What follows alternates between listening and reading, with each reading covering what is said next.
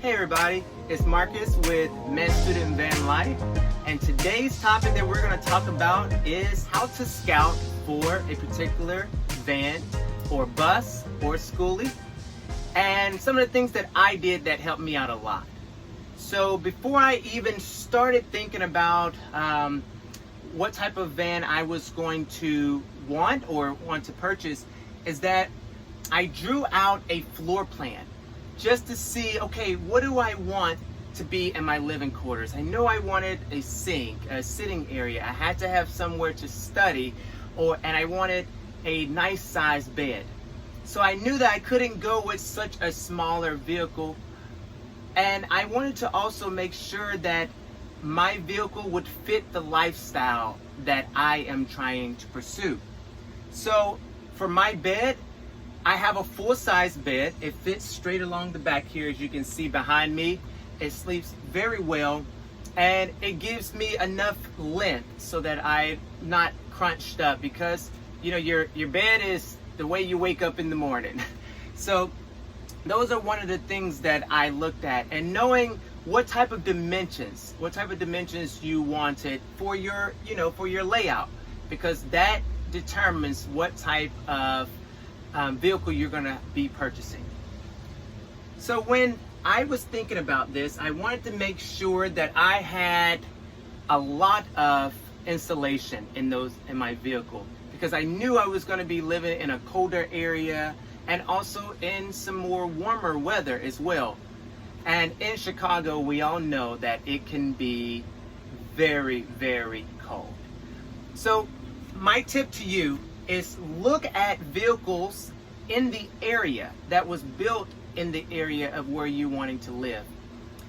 I purchased this vehicle in Massachusetts, so I knew then that it would have a lot of insulation because of the winters.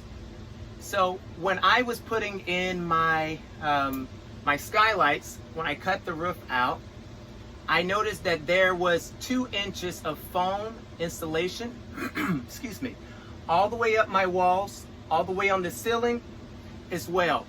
But for my floor, the floor was not insulated. So what I did was I raised my floor, I elevated it up about, I would say about 1.5 inches, and I went to Lowe's and made sure that I got more foam insulation, and I just laid them down and then put the floor up top of them, because you want to make sure that you're not going to freeze in the wintertime. That's most important to me. So insulation. Another thing that you can think about is how much mileage on the vehicle are you willing to accept?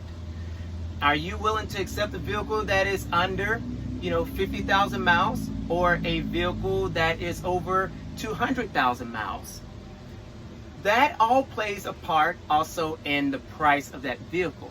If you are looking at a caravan or a schoolie or any type of vehicle, the higher the miles, the cheaper it's going to be as well. So when you're looking at those mileage or that vehicle, I would say make sure that you take that vehicle to a third-party inspector and let them look over that vehicle, whatever it may cost you, maybe $100.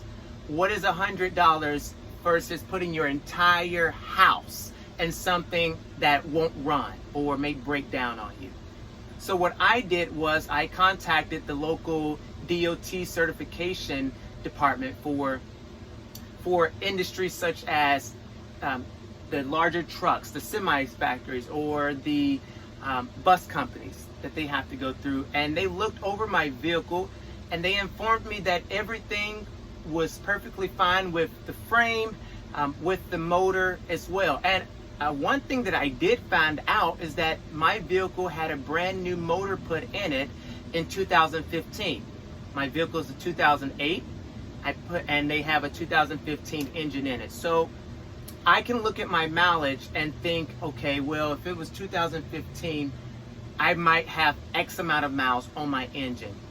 And for me, it was a no-brainer. I had to purchase it. So mileage on the vehicle before buying. Another thing is rust.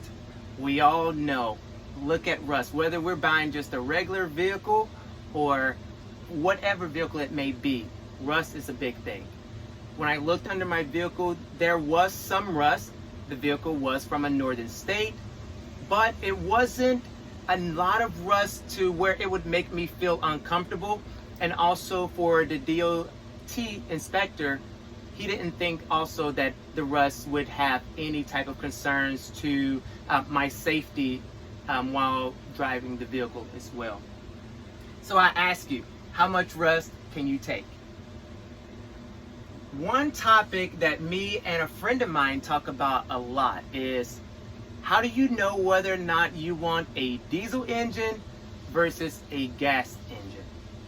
Well, mine is a gas engine, but if I could do it again, I would most definitely go with a diesel engine. Here's why. For a diesel engine, you can idle as long as you want to with those diesel engines. They're made to be able to take those pressures of the idling as well. And it burns less gas. So, you know, it burns less gas, but not only that, you can have the longevity of the life of your engine. You know, all of the semi trucks and a lot of the big buses are diesel pushers for that very reason, for the mileage as well and the life of the motor. But there are some downsides to having that diesel motor. You have a more expensive gas. Right now, the gas for diesel in this particular area where I am is almost close to $4. So that is a lot of money on the front end, but you do get the better gas mileage. Not only that, if you're living in a colder environment, depending on where your school is or where you decide to stay at, you have to watch out for the gelling of the diesel. It will gel on you, I think, under 32 degrees Fahrenheit. So whatever freezing is, it can gel on you and clog up your motor and your intake as well. But of course, you just get the gelling treatments to put into your tank and you should be fine. There's so many people who have these engines and don't have a problem with it. I don't foresee you having a problem as well. For gas, which I do have, as I just mentioned, is that yes, gas is much cheaper on the front end, but you do get less gas mileage than you would in a diesel engine. As of right now, I don't get very good gas mileage in my home here. I'm getting roughly around 10 to 12 miles per gallon, and that's also running about 65 miles an hour. You go faster than that, you can expect to get less mileage, of course. Another reason that I went with a gas engine, and my thought was, everyone was telling me, think about a mechanic. You have to have, you know, everybody works on a gas engine, but not a lot of people work on diesel engines. Yes, you could go to the dealership and those type of things, but you're going to pay more for sure for a diesel engine mechanic. So that was one of the things that I was looking at. And not only that, not having to ever worry about my fuel gelling over. Now, another bad thing about having the gas engines, from what I have been told in a little bit of research that I have done, is that it's not good for you to idle the vehicle. It says that by idling the vehicle, it builds up pressures within the motor. I don't know how true that is, but everywhere I've seen, people have been saying this. And here I am thinking to myself, oh my gosh, I've been idling my vehicle before I, get in it. Not necessarily this one, but even my personal vehicle.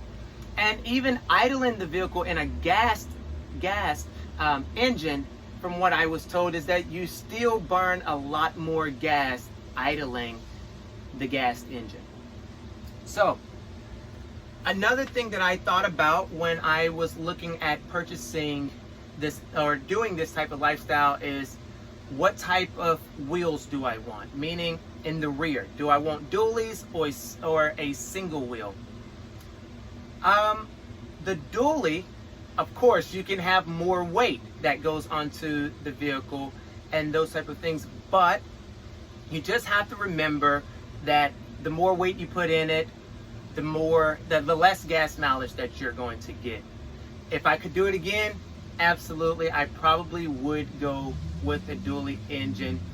Also for stability, I feel that you would get better stability with dual wheels than single wheels.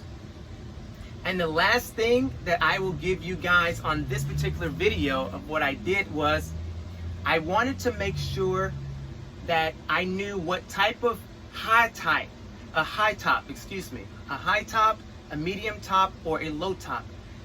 Do I want to be crunched down in the inside of my vehicle, or can barely stand up, or do I want to have a full ceiling as I have here? For me, that was a no-brainer. I'm thinking long term. I don't want to ever have to bend down in my vehicle hitting my head. Well, that has been my spiel on some tips of what I did before I purchased my vehicle. If you like this video, make sure that you hit that like button and also the subscribe button. And also, I would love to know or to hear your comments and give me some recommendations of what type of things that you would like to hear on this channel.